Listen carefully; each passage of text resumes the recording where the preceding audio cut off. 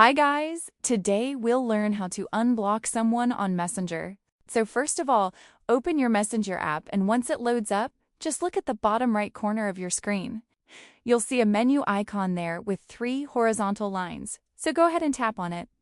This is where all your main settings and options are located, so it's the right place to start. And yeah, once you tap it, a new screen will open up for you. Now on this screen, you'll see your name at the top, and just below that, there will be a settings option. So simply tap on settings because that's where we can control privacy and account-related things.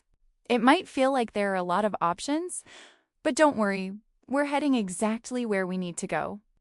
Once you tap it, another screen will open with more detailed options. Now here you'll see a list of different options, so just scroll down slowly. Keep scrolling until you find the privacy and safety option because that's where blocking settings are stored. Once you spot it, just tap on it and move forward. This section basically controls who can contact you and who is blocked.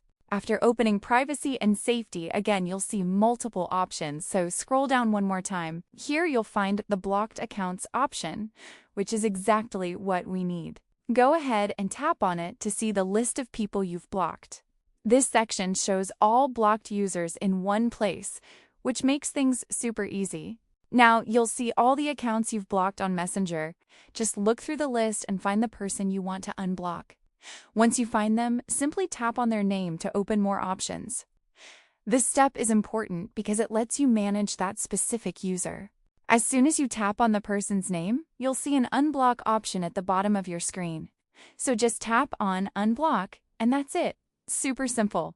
The person will immediately be unblocked, and you'll be able to chat with them again.